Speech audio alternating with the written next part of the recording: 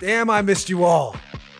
Can't wait to get back on the air. February 2nd, 10 a.m. Eastern Time. The return of the Dan Bongino Show. Lovers, haters, friends, supporters, detractors, you're all welcome. Make that chat room fire.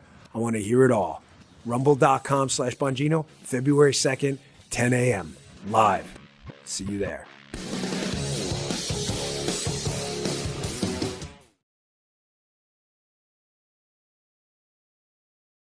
Welcome into Nightly Scroll. I'm Hayley Caronia. Happy Friday, everyone. I'm so appreciative of all my homies in the chat that come and hang out with me on a Friday night. I love it. And we have a lot of fun on this show. And we have a lot of fun in the chat, too. So if you want to join all my homies in the chat, you got to do it on Rumble. We are Rumble exclusive here. Rumble is the only place you can watch Nightly Scroll in full. You might be able to watch a little bit, some clips on X or on Facebook right now, but you're not going to get the whole show, and you're going to want the whole show because I've got a good one on deck for you tonight. But rumble.com/Hayley brings you to the Bongino Report channel. That is where you can watch the show whenever you want, but at 6 p.m. Eastern Time, Monday through Friday. If you can't catch us live and scroll with everyone in the chat, I get it. You can watch whenever you want, or you can listen as soon as the show is over. They put it up on Spotify, Apple Podcasts, iHeart, wherever you get your podcast. You can also listen to it. I know a lot of people listen on their commutes, or they listen in the morning. They catch it whenever. Wherever, however you get this show, I'm appreciative. So make sure that you send it to a friend. Make sure that you are subscribed, you leave 5-star review, say all the nice things. I appreciate all of it. And before we get into tonight's episode and interview, I'm going to do my ad reads to get them out of the way so that we can have a nice long conversation, and you are not going to want to miss this. So first up is Shopify. It is a new year, a fresh start. January is here, and it's the perfect time to stop dreaming and start doing. If you've been sitting on that business idea, 2026 is the year you rewrite your story and your future. And the most powerful move you can make is to launch your business with Shopify. Shopify gives you everything you need to sell online and in person. Millions of entrepreneurs have already made the leap. And with Shopify, building your dream store is easy. Choose from hundreds of beautiful templates and customize them to match your brand. Setup is fast with built-in AI tools that write product descriptions, headlines, and even help edit your photos. Marketing is built in too. You can create email and social campaigns that reach customers wherever they scroll. And as you grow, Shopify grows with you. You can handle more orders, expand to new markets, all from one dashboard. In 2026, stop waiting and start selling with Shopify. Sign up for your $1 per month trial and start selling today at shopify.com/scroll. Go to shopify.com/scroll. Again, that is shopify.com/scroll. Hear your first this new year with Shopify by your side. Also want to tell you about Helix. Winter's in full swing. I'm spending way more time indoors, especially in my bedroom, and it's comfy cozy thanks to Helix mattresses. Before Helix, my nights were rough, night sweats, back pain. It's exhausting. Then I took Helix's sleep quiz, and it matched me with the perfect mattress. No guesswork, no stress. Since then, my sleep has completely transformed. I wake up refreshed, and honestly, a good night's rest makes all the difference. Helix is award-winning. It ships free in the U.S. and offers a 120-night sleep trial plus a lifetime warranty. And if you're not happy, they're happy with Helix Guarantee. Makes returns easy. Are you ready to upgrade your sleep like I have? Helix has an exclusive offer for my listeners. Head to helixsleep.com/Hayley, Hayley, for 27% off site-wide. That is helixsleep.com/Hayley for 27% off site-wide. And make sure you enter Nightly Scroll at checkout so they know that I sent you. Again, that is helixsleep.com/Hayley. Well, the issue of transgender athletes competing in women's sports has made it all the way to the highest court in the land this week. And the highest court heard arguments in two key cases on Wednesday. Little versus Hecox, a case involving a Boise State University track team hopeful, a man who wanted access to the women's team and was denied. The second case was West Virginia versus BPJ, which centers around a 15-year-old boy who was denied access to the girls' middle school sports teams. Well, the court is poised to uphold the transgender sports bans in both cases, despite some of our Supreme Court justices still not knowing what a woman is. I'm looking at you, Justice Ketanji Brown Jackson. Listen to this. You have the overarching classification. Everybody has to be play on the team that is the same as their sex at birth. But then you have a gender identity definition that is operating within that, meaning a distinction, meaning that for cisgender girls, they can play consistent with their gender identity. For transgender girls, they can't. Okay, we can do away with the word cisgender. Cisgender, it means nothing. Just girls versus boys. What do you mean cisgender girls versus transgender girls? It's just girls versus boys. But my next guest knows what a woman is. He was also there at the Supreme Court with a front row seat of all the action earlier this week. Alvin Louie is president of Courage is a Habit, an organization that equips parents and legislatures with strategies to protect children's innocence. Alvin Louie joins me on tonight's episode of Nightly Show. I'm glad to have you back on. It's always a pleasure to see you, Hayley. Thank you so much for having me back. Of course. So I saw that you were at the Supreme Court, which is awesome. How did that all come to be? What was that experience like? It was really great to be there. I was lucky to be invited by the amazing law firm that brought the suit, Alliance Defending Freedom. Mm-hmm. Also, my friends over at Do No Harm. They've been doing such amazing work on dismantling the transgender cult. Obviously, the lawsuits are hugely important. But right off the bat, I want to tell you the best part about being there, and there was a lot, but the best part was to see so many young middle schools and high school female athletes out there. Cool. They were out there. They were strong. They looked healthy. They were energized. I mean, part of it is you feel bad because we have let them down because they should not have to be doing this. They shouldn't. This is insane that they have to spend time doing this, defending their right to have sports be exclusive to them. But I will say that not only them, but there were also boys. I mean, certainly not as many boys as the girls, but there were, high school boys out there. I talked to a few of them, and the story is always the same. They either have a sister or a girlfriend that's a female athlete. And Hayley, one of the things that really encouraged me, because of course, Courage is a Habit, we do this at the K through 12 level in the public schools and private schools. What really encouraged me was that I saw that this generation hopefully got, unfortunately, a front row seat as to what inclusive and diverse and all the lies of wokeism. And they've lived through that. And they saw that it really destroyed their lives. Yeah. And I'm very hopeful that as they grow and then they get into leadership positions, that they won't be fooled again. Yeah, it's so sad too with these little girls because it's kind of bittersweet, right? It's great, like you said, that they're out there. And then it's sad too that they're even having to go to the Supreme Court and hear these cases. I mean, they shouldn't have to defend their right to compete against only women. This seems like something that, in our country was decided a while ago. And certainly thousands and thousands and thousands of years ago, it was determined that men are men and women are women.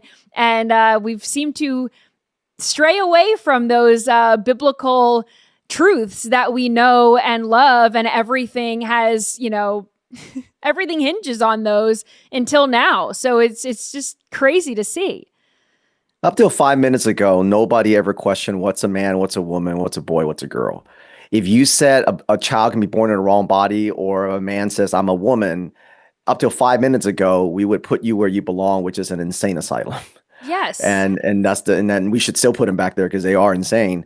But then of course we got there for a lot of the reasons that, we talked about before in your wonderful show. It's weaponizing empathy, weaponizing kindness, and good people just kept taking a step back over the years until now we're over the cliff and they're quite literally invading women's spaces. You're talking about spas, sports, prisons, shelters that are meant for women, especially shelters and where you have really vulnerable women, and they're invading that. Yeah. And certainly into schools and everything.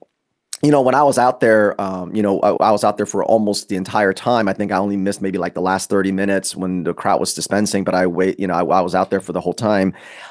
It was really just such a diverse set of people. You had feminists out there, you had gay people out there, you had atheists out there, you had religious people out there, you had young people out there, old people out there, because the majority of human beings understand that men should not be in women's spaces. That's the one thing that everybody can understand. Yeah. But because there's so much, the transgender cult really only has one power, is weaponizing your empathy. And as we always say, courage is a habit. If you reject inclusion and embrace exclusion, so many of these problems go away. And you know what? The best line that anybody can say is, I don't care. Whatever they say, simply say, I don't care. You're hurting my feelings. I'm unseen. I'm unheard. You're misgendering me. Whatever. I don't care. Once you don't care and you rob them of your empathy, a lot of that goes away. Right. And you just have to not care about being called ist and phobic this and whatever names they come up with. I don't care. Right. But I think what's a little frustrating, President Trump does so many great things, and we are all so happy to see him sign executive orders banning, men and women's sports. It was one of the first things that he did in office. And, we're all like, this is what I voted for. But it's not just this flick of the wrist, flick of the magic wand, and this whole thing goes away. And like we're seeing, now some of these cases are being heard by the Supreme Court. So how does this happen where President Trump signs an executive order, but then this trans stuff is still happening?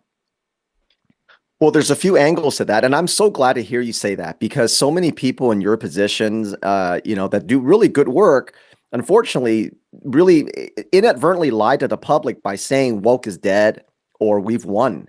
That actually sets us back, because now parents going, great, President Trump signed this executive order, not understanding what an executive order really is.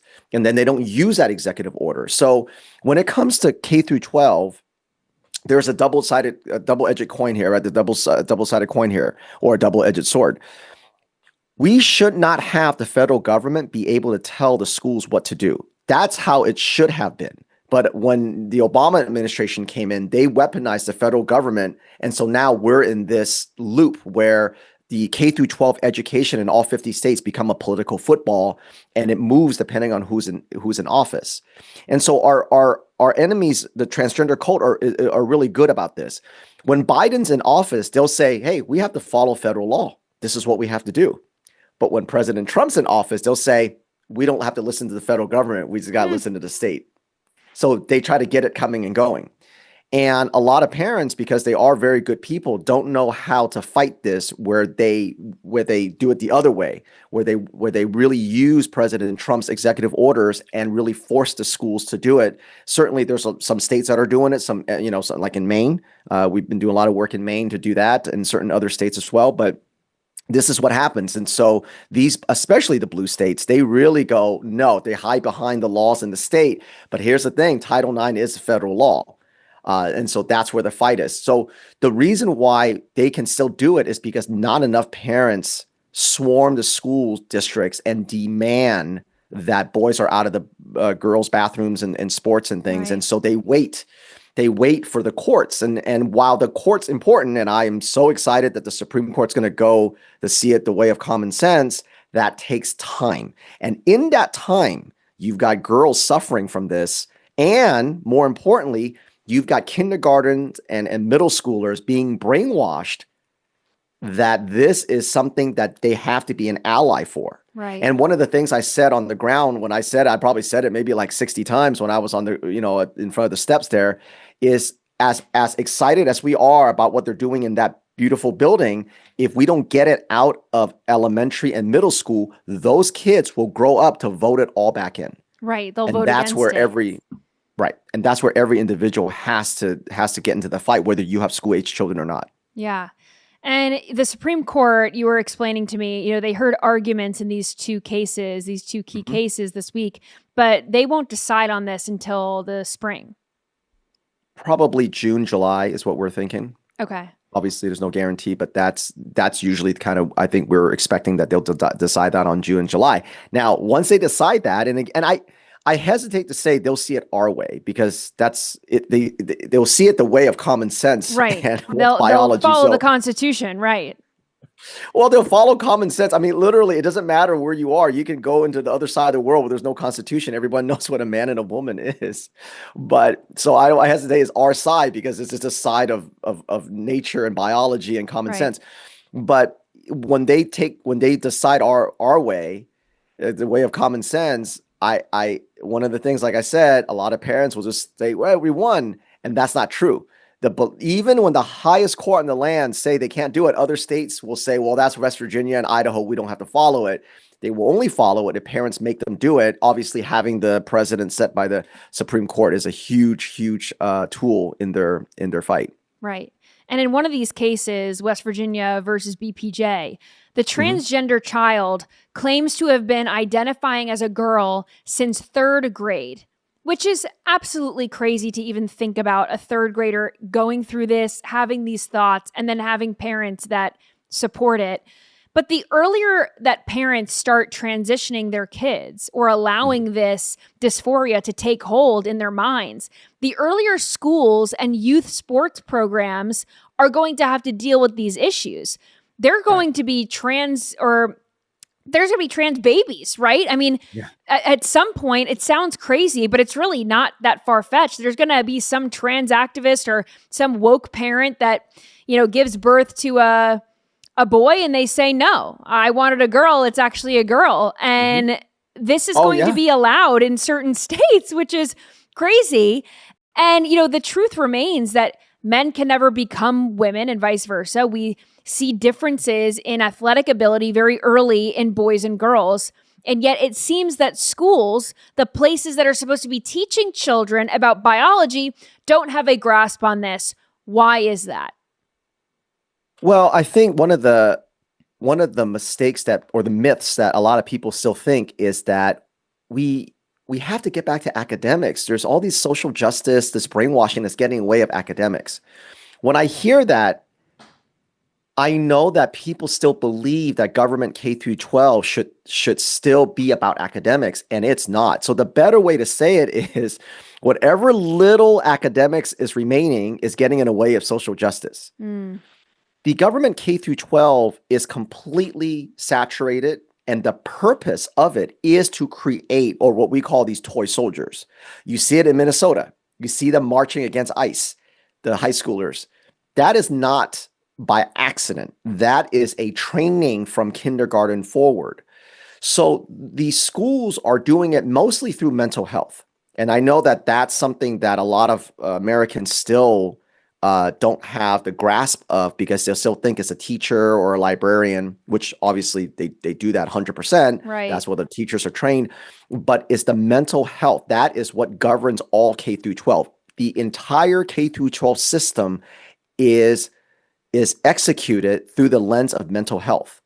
And so that's where they hide all the transgenderism. And so there is no incentive for them to ever go the way of normalcy or excellence or academics or parental rights, because the school counselors, any of the mental health professionals, they're all trained to push the transgender ideology. So this is why, and if you think about it that way, what I just said, actually everything makes sense. Right.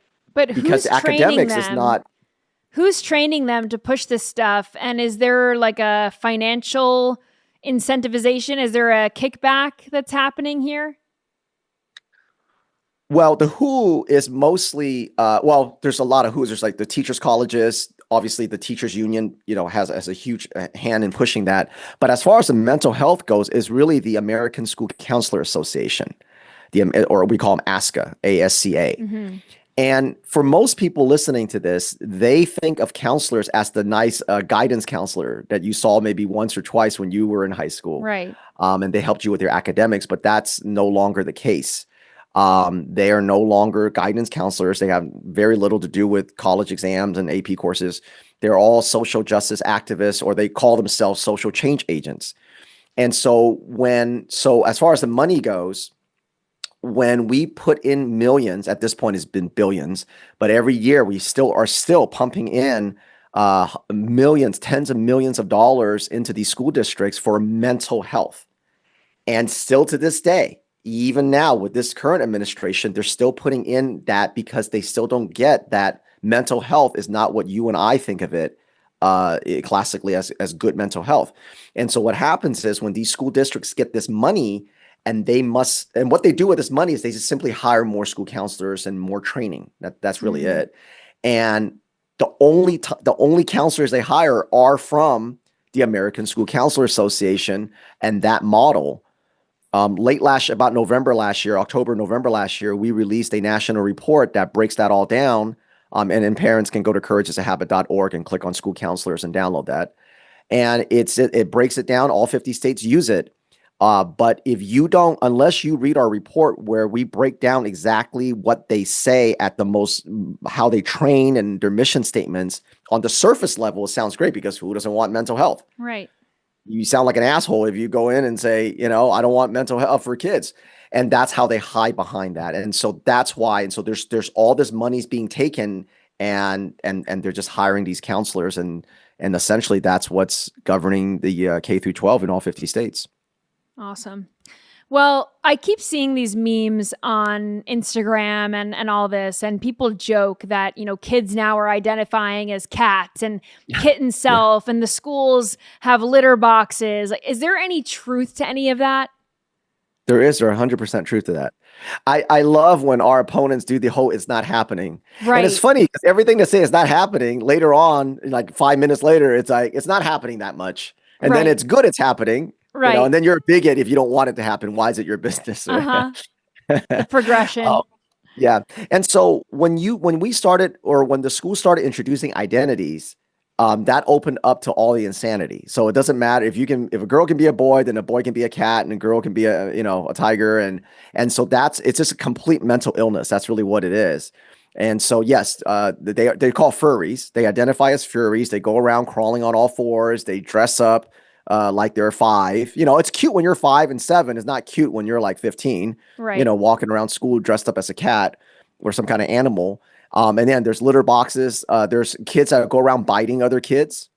We've got videos from, the biting other kids. And when the child that gets bitten reports that, guess who's the bully? It's a child that gets bit. Right, of course. Because you're not honoring someone's identity. See, once you open that up, anything goes. And the schools can't do anything about that. They can't do anything because once you say, as long as you feel that way, you can be that. Then live your truth, as they say. And if you're a tiger, you can go around biting people. It's in your nature. I'm waiting for a child to pretend to be Hulk. And then that way he gets to rip off his clothes and start, banging on cars and screaming Hulk smash. You got to let him do it. He identifies as Hulk. Well, it is a very scary reality that kids can be transitioned at school or even socially transitioned. But I know you've come on this show before and we've talked about how in schools, they're actually going as far as to start the medical transition process without parents knowing. But President Trump is weighing an executive order, and I want you to talk to me about this. To prevent the government from taking kids away from parents who want their kids to just be normal. Parents who oppose the gender transition. This is happening at school. The parents find out about it. They want to put a stop to it. They're not going to identify with the kitten self litter box bullshit. That is happening at school. The parents don't know about it. Parents find out. They're saying, heck no, we're not doing this. And you're telling me that certain blue state governments are taking those kids away from those well-meaning, normal parents? Yeah, absolutely. So I think what you're referring to, and we hope that he signs this very soon because we know it's already been drafted, is a lot of people don't know that. So I'm happy to talk about that on your show. He will be hopefully signing an executive order to defund any child protective services or CPS that remove children from the homes of the parents that don't believe their child's born in the wrong body. Mm-hmm. And so this is certainly a tremendous for what we do at Courage is a Habit. It's certainly tremendous for all families everywhere.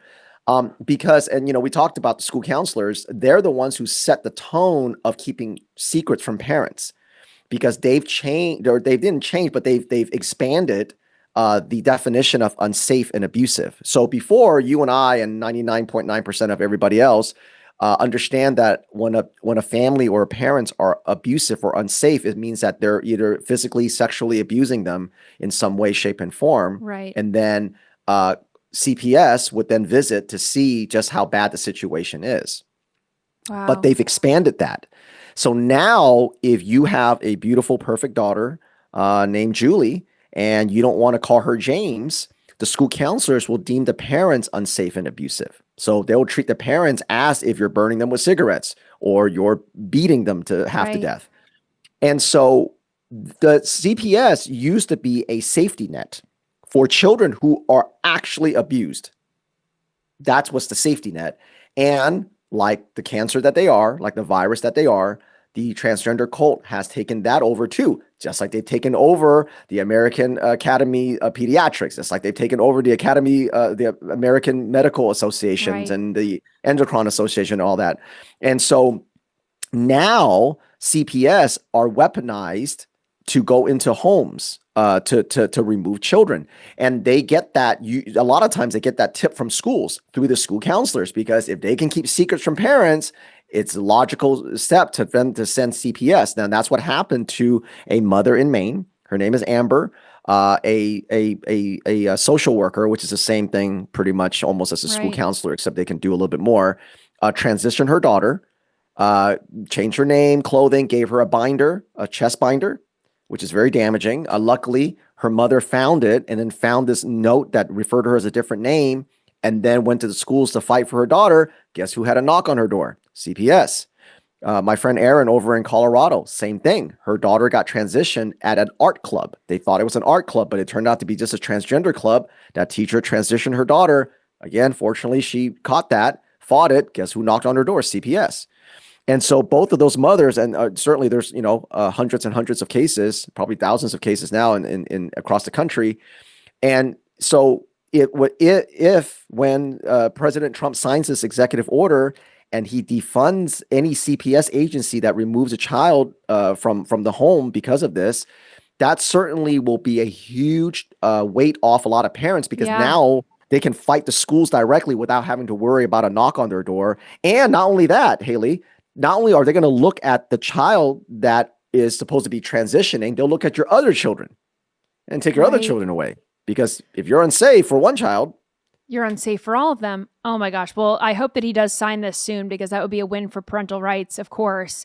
But I was scrolling and I found this headline also that was concerning, that Mackenzie Scott, formerly Mackenzie Bezos, she dumped a whole bunch of money into LGBTQ company or organization, the Trevor Project. So to the tune of $45 million, this was the donation, $45 million to this LGBTQ plus youth mental health nonprofit. So what can you tell us about the Trevor Project? And do they have any dealings in school? I mean, is this something that we have to worry about, them getting all this funding? What are they going to do with that funding? So I'm really glad you asked me that. And I'm not saying that because we rehearsed this. I actually didn't know you were going to ask me that. So we didn't plan this out. So this is actually really cool that you asked me that. So the Trevor Project, in my opinion, is probably the top 3 most radical, evil transgender organizations out there. It's right next to the Human Rights Campaign and actually Planned Parenthood. So the Trevor Project is a complete grooming organization. They push everything transgender, obviously sterilizing kids, mutilating kids, the surgeries and everything.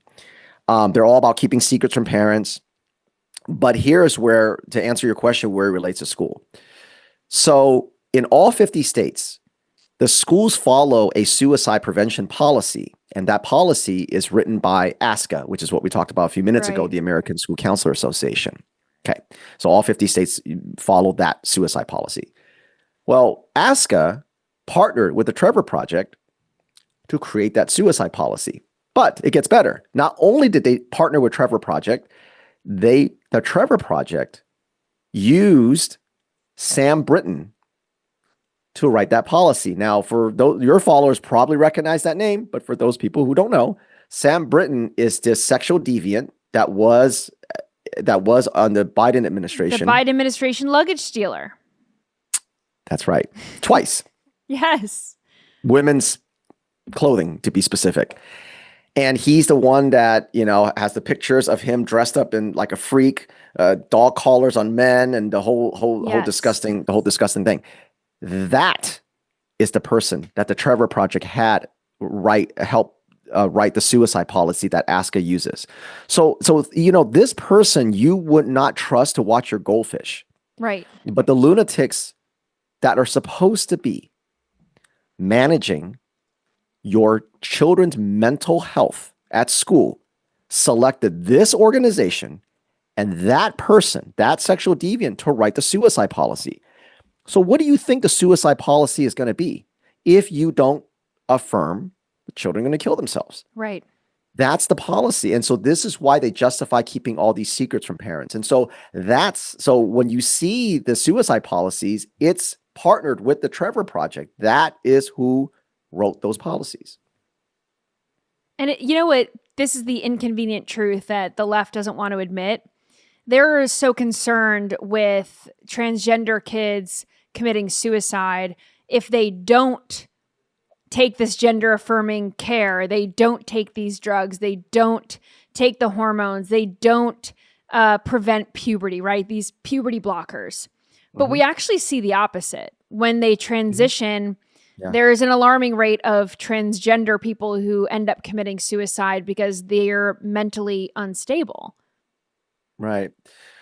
Well, I'll tell you a funny story that happened to us in early on when Courage is a Habit just started. So we had very, very little following, maybe like 2,500 followers. And so I did this as a joke. So I had saw that the State Farm, the insurance company State Farm, had a page where they were supporting the Trevor Project and the Human Rights Campaign, all the transgender stuff. Okay.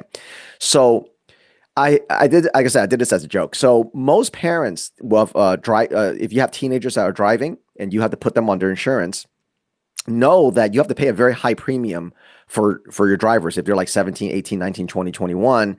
And because every single insurance company, car insurance company in the planet knows that the most fatality of car accidents happen when you're under 25 and like over 70, because then now you're really old, your reaction time's slow. Under 25 because you have no experience and you're reckless, because they know that your brain doesn't fully develop until you're about 25, 26, give or take a couple of years. So as a joke, I posted, every parent that has State Farm should call them and say, hey, you need to remove my high premium for my 19-year-old, because apparently you believe that my 19-year-old's 15-year-old sibling or 13-year-old sibling is mature enough to make their own decision and say, I'm born in the wrong sex. And if you truly believe that, then you certainly have to agree that my 19 and 20-year-old is mature enough to be a good driver.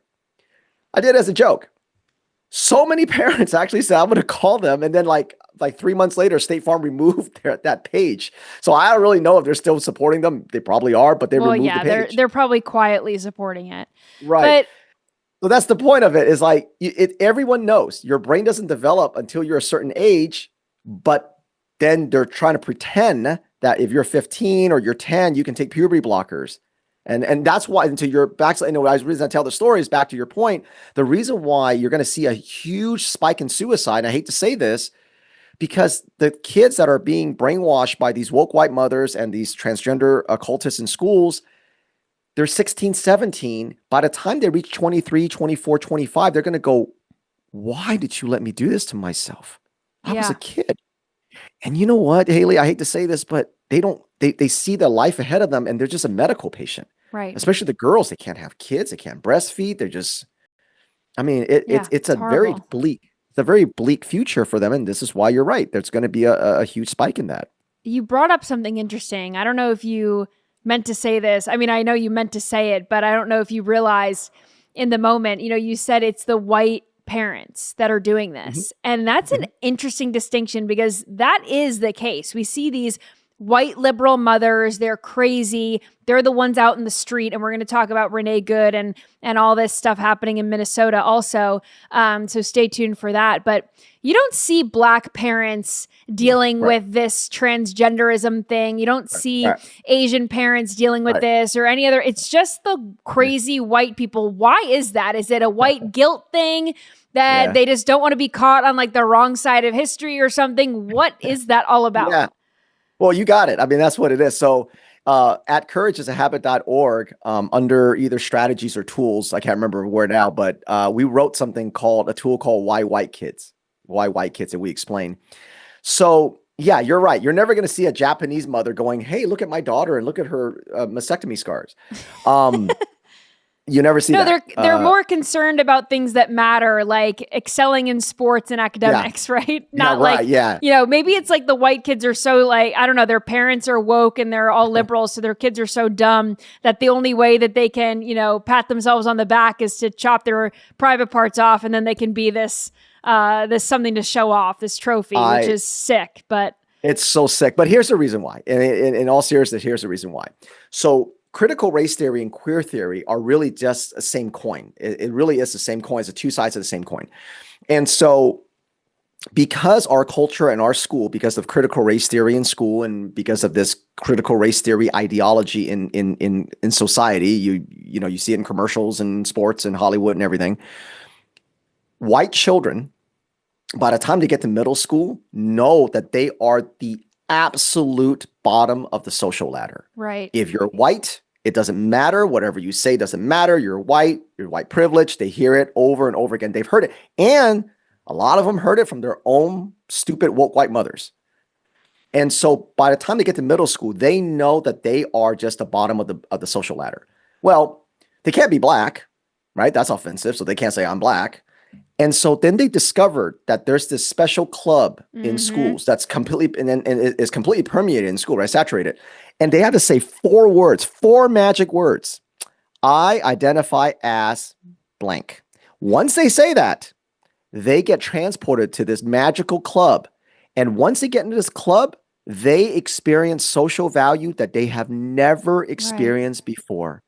They are worshiped. They are love bombed. They can never be criticized. They are protected. And so here's the problem, Hayley. When you're that young, that kind of dopamine hit, it's almost impossible to step away from. And you know what? Even as adults, this is why social media is so addictive, even for adults, right? When you get you post something and it does better than, normally, and you get this dopamine hit. Right. Imagine when you're a child. So the thing about the dopamine hit is that when you say I identify as blank, it's just a statement. You haven't really done anything to yourself yet. But once that love bombing dies down, you got to step it up. You got to start changing your look. You got to start changing your names, your pronouns. And when that dies down, it's time for drugs. And then when that dies down, it's time for surgery. Because each time you move to the next level, you get a new dopamine hit. And in our courageisahabit.org under I think strategies, we have something called the runaway transgender train, and we explain this step, how they step the children through it. And so between the white shame and the white guilt, mothers, and this anti-white narrative in schools and in culture, this is why the majority of children being captured by the transgender cult is mostly white kids, and that's the reason why. Oh, it's horrible to think about. And they're not just pushing this transgender stuff. They're pushing anti-white rhetoric. They're pushing anti-ICE rhetoric. Yep. They're teaching kids to be ashamed of their skin color if they're white. And they're pushing, racist narratives in curriculums that if you ask them, they think it's anti-racist, but that's actually racist. Oh. And you sent this over to me, but this was just a snippet from an immigration book called Until Someone Listens. And I think we have the photos here, but we could pull it up. And I have an excerpt that on one of the pages of this book, it's promoting the illegal invasion of America. But this is what it says. My mom didn't do anything wrong. She was just born somewhere else. Some see people like my mom as ugly weeds that need to be plucked out of the dirt. But they're not weeds, they're wildflowers, all with pretty shapes and colors, each one a different kind of beauty. Now, I'm all for teaching children that all people are beautiful and valuable and should be treated with respect and whatever. They shouldn't be judged by their skin color, of course. But that's not what they're doing. They're preying on the impressionability of these kids, tugging on their heartstrings and raising them to believe that it's okay if certain people break the law. They're doing this for a good reason. Give them a pass because of their skin color. That's right. And so what you saw there, what you posted there was one of 6,100 books. Yes, that's 6,100 that was dropped in Maine alone, just Maine. And now there's more than that. And there's a lot of these organizations that drop these books into schools all over the country. Yes, even red states and red counties. And so these books are at the elementary level and middle school level, and they weaponize children's natural empathy. They start talking exactly like that about how these people are just here for a better life and they need help, and how would you like it if you got kicked out of your country, and those type of things. And not only that, not only are they teaching children that, because so many, especially the blue states that are sanctuary states where they don't deport anybody, so many of our schools are flooded with children of illegal aliens. And so they don't speak any English. I'm not talking about like reading. The proficiency of our American kids are really down, which is pretty low. Which is pretty low. This is like, they don't speak English at all. Right. And so when you take in a 5th grader or a 6th grader, they don't know English. They barely speak any English. And so because of equity and because of this culturally responsive, the empathy and the be kind, the entire school their entire classroom must stop and cater to the children of these illegal aliens. And so because of that, the children are seeing this child. This is just a child in front of them. And the teachers are now able to weaponize their empathy and going, look, we need to help him. We need to do that. We need to do this. And so not only is academics completely out the window, forget that, they're teaching these children that these people we need to protect. We need to take in. We need to be kind and inclusive and empathy. And so that's elementary, that's middle school. Well, what happens when they get to high school, college? They park themselves in front of ICE. Because remember, no matter how good of a parent you are, when you're sending your children to these indoctrination centers, which is K through 12 today, they're there for 7 hours a day, 5 days a week. They're immersed in it. This is an immersion system. So it's not like you just send them once a month. And between kindergarten and 12th grade, that's 13 years. You just can't beat that math. And so when you see these kids marching and protesting ICE and in Minnesota and in other places, this didn't happen because someone told them to in the 9th grade. They've been read those books. They've been conditioned exactly like the book you just read, except that it's not just one book. It's not 10 books. It's not one lesson. It's not 20 lessons. It's complete immersion. Every flag, every story, every time they have assemblies, every speaker. And so it's a discipleship. It's a discipleship of only going one way. And so this is why you see that. So we can't separate the fact that when you see it at the college level, don't forget that at one point they were kindergarteners and they read and consumed books exactly like the one that you just read. And you were talking about how when you get into the high school and college age, I mean, this is why they're basically creating career protesters. And this is what we're seeing, people who literally don't have jobs and they're just out there protesting the next thing and they get paid to do it. This is going to be like something at a career fair at these schools in the future, the near future, which is crazy to think about. But another thing that you also brought to my attention is that school boards in blue states, they are putting high school aged kids on the board. What is the purpose of that? So the way they sell it to parents is here's some terms that I want parents to look up. Student agency, student center, or student led. Those 3 terms or something similar to those 3 terms. So the way they'll sell it is we want to listen to children's voices. We want to hear from children about what they're experiencing in school so that we can better serve them. Their voice is important. When you sell it like this, just like diversity, inclusion, equity, just like those kind of things, mental health, anti-bullying, be kind, it all sounds good. But every time they pick a child to be on a school board, 100% of the children they pick are extremely woke. And so here's the tactic. When you put a child on a school board, they will spout every single woke ideology that they've been learning since the kindergarten. So whether it's about the school-based health center, which you so wonderfully covered, about ICE, about critical race theory, about transgenderism, especially transgenderism, they will spout that when they're on the school board. They don't have voting, but they're going to be speaking at the school board because they're sitting next to the school board members. When a parent comes up and disagrees with that child, the school boards then step in. The woke school board members will say, "You're an adult. Why are you picking on a child?" Right. The child can be the mouthpiece for all this woke ideology, but and then it looks like they're protecting the child when in reality they're protecting their narrative that's being challenged. Yeah. Right. And so at courageasahabit.org under tools, we have something called toy soldiers, because that's what we call them. They're toy soldiers. And we break down the student-led, student agency. We break down where that came from, how far that goes back, and then how they trick the parents into agreeing with that. We also give you a strategy on how to use that same student-led to reverse back on them. So we give you like 3 or 4 scenarios. If your child's raised right and you're a good family, how to actually take advantage of this student-led and use it back against them. And so that's in we call it toy soldiers in courageasahabit.org. But what I sent you was in Maine today, actually, literally today. So this is something this happened this morning.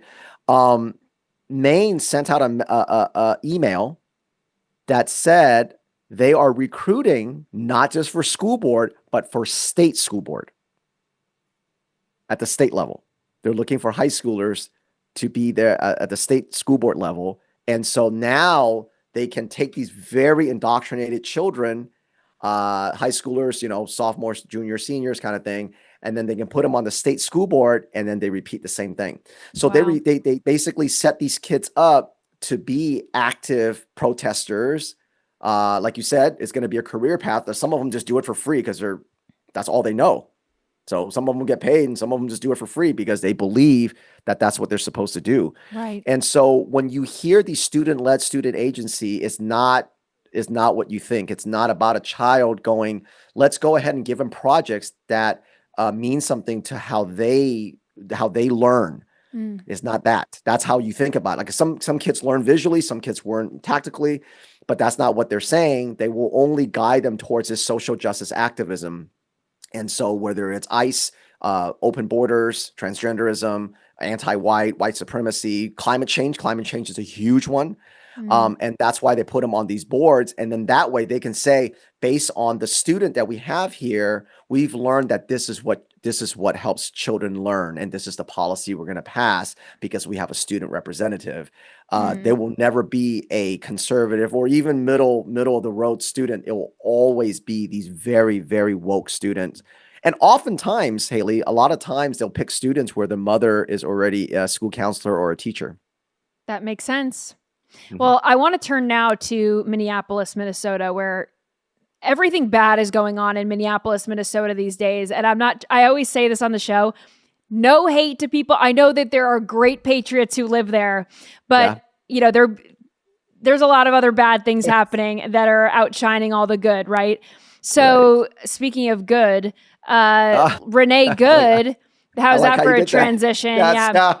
So Renee Good, she is was the woman that was out there with her lesbian lover protesting ICE. They were infringing on what the ICE agents were doing there. They were, there's a lot of activity going on there in Minneapolis, Minnesota now. And Renee Good is parked in the middle of the road. We've all seen the video by now. The cops are the agents are trying to get her to get out of the vehicle. She decides to drive off instead. So her child, she has 2 other children that don't live with her. She doesn't have custody of them. So that's, red flag number 1 and 2. But her child, her son, 6-year-old son, was in school in Minneapolis, in that area, while all of this was going down. What have we learned now about the school that Renee Good sent her son to? So I think the school, people kind of knew what the school was, but at Courage is a Habit, we dug deeper and we found a connection that can only be described as poetic justice. And I'm happy to unveil this on your amazing show tonight because we hadn't shared it at all. So follow me here, folks, because you really have to follow this. We could throw this up. We could throw this up. All right. I'm so excited. I'm so excited about this because I love this. All right. So follow me here, folks. This woke white woman selected a charter school that is purely a social justice activist training center. They're not even hiding it. Some of the public schools that we fight at least pretend they're not doing it. Not this school. This is called the South Side Charter School.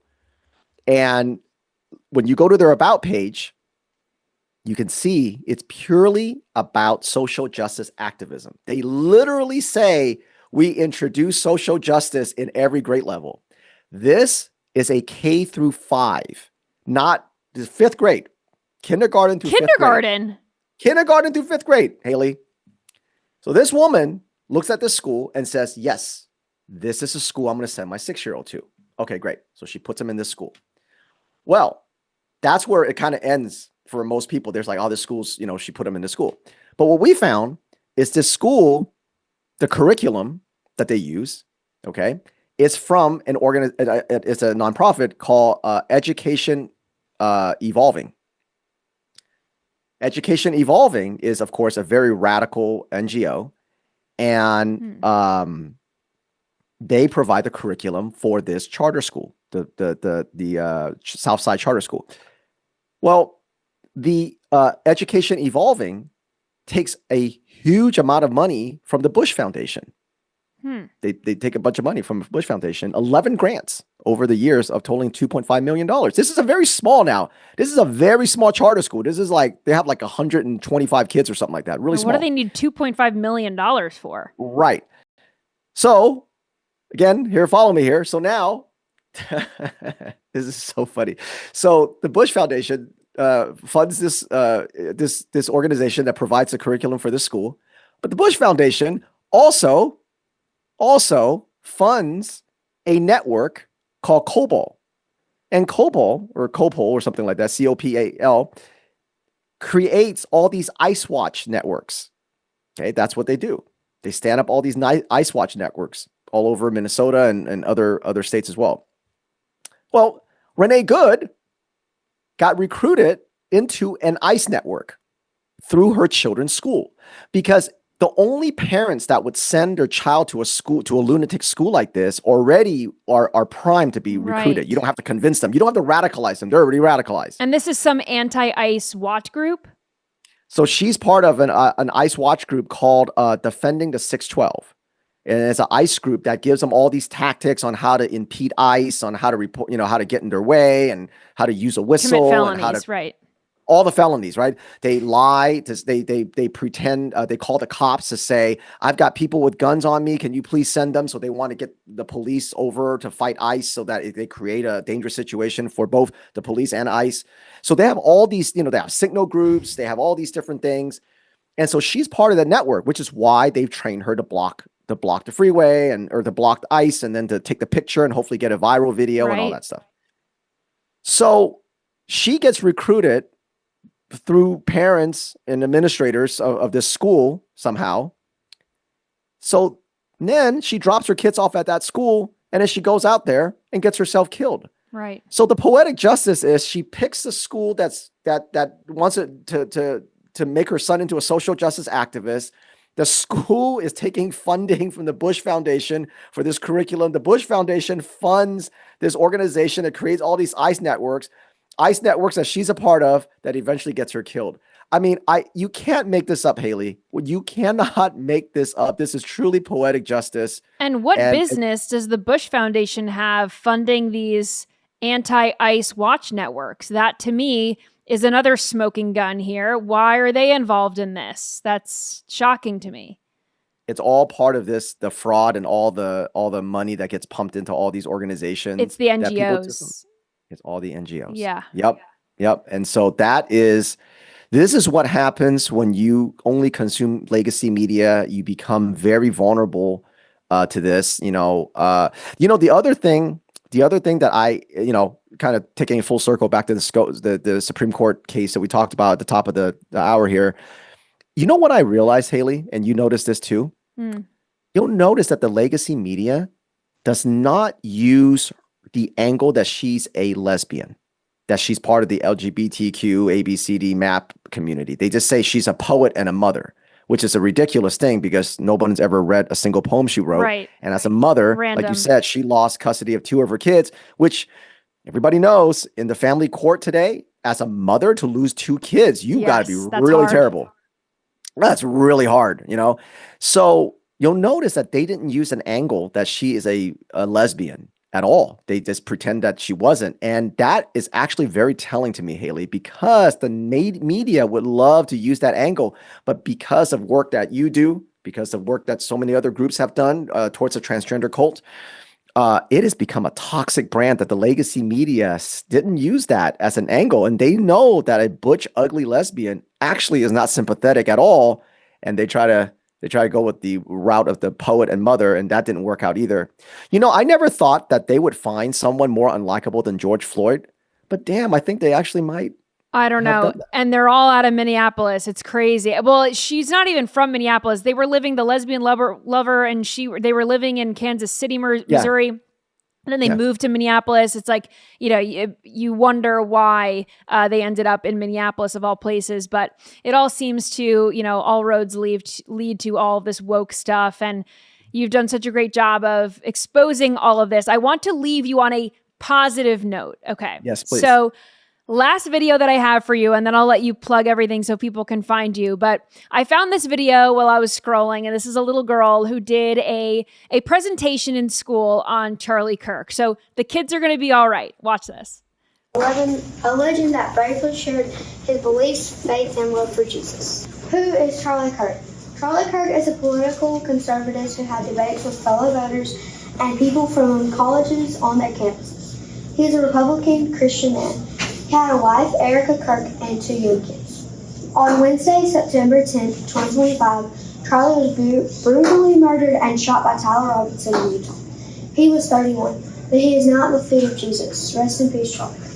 On Thursday, September 11th, after Charlie's tragic assassination, Turning Point USA, a company Charlie co-founded, posted on X that Kirk had received thousands of threats through his lifetime, but he always prioritizing reaching as many young Americans as possible over his own personal safety. Charlie received many of the threats towards him and his family. He overcame it by trusting in God to keep him safe. He knew he would get threats, but he couldn't do anything about it. It was a part of the job. Charlie knew God was with him and that he would protect him. He overcame adversity, persevered, and was determined to change and help people. And this is a quote by him. It says, "Good men must die, but death cannot kill their names." And then rest in peace. Well, it's definitely, it's obvious that Charlie Kirk has touched the hearts and minds of a lot of young people, but it's especially encouraging to see such young people be inspired by him. So what kind of school do you think this little girl goes to? Definitely not Southside Charter School. I'll tell you that. And not funded by the Bush Foundation. Right. Absolutely. Well, thank you so much for joining me tonight. Again, let everyone know where they can follow you on social and where they can find more about Courage is a Habit. So I know that we covered a lot of topics here, and oftentimes when you're listening, it's like, oh, there's so many things, we're exposing. But I gotta tell you, looking back on, we're approaching almost 4 years now at Courage is a Habit. And what a difference, Hayley, it was when we first started. The courage that we've seen from parents, from people, grandparents, people that don't even have kids, they're standing up and really fighting this at every level. And so I want to tell everybody that truly courage really is a habit. And when you can adopt that as a habit, it doesn't matter what anybody says. It just bounces off you. You don't even hear it anymore. I've seen so many people do that. And so our catalog is at courageisahabit.org. That is where we create these catalogs and these tools and strategies for you. The parents with school-age children, we create them for you. The school board people who are just running for school board or on school boards who have never been political, we create them for you. We have call to actions. They're beautiful tools because we want you to understand that you don't need to wait for a Supreme Court. You don't need to wait for a president to do something. You can take action in your own local school district or your city council. That is where the war is won, not at the Supreme Court, but at the culture level. And so there's that. And then, of course, our socials are at Courage Habit on X, Instagram, Facebook. And we are a nonprofit, so every single support you give us, whether you share our tool or you drop us $20, it always goes towards our team, our travel, and our subscriptions and all those things. It makes a huge difference. And as we always say to everybody, if you don't stand up for your children today, they will live on their knees tomorrow. Absolutely. Well, you heard the man. Courage is a habit. Make it a habit. Embrace exclusion. Alvin Louie, thank you for being here. Hey, thanks so much. It's such a pleasure to see you. As always, God bless. Well, that was a fun conversation. We got to a lot of different topics. Of course, hearing those arguments, the Supreme Court hearing the arguments about transgenderism, the transgender cult that Alvin talks about all the time, the critical race theory, the anti-immigration or the anti-ICE things happening in school, that rhetoric, and of course, Renee Good and everything happening in Minneapolis. Wow, touched on a lot of great topics. I hope you enjoyed this conversation. I know I did. And of course, you can follow me at Hayley Caronia on social platforms. I'm on X, I'm on TikTok, Instagram, Truth Social, and you can find me there. And have a great weekend, everyone. Happy Friday, and I'll see you right back here on Monday.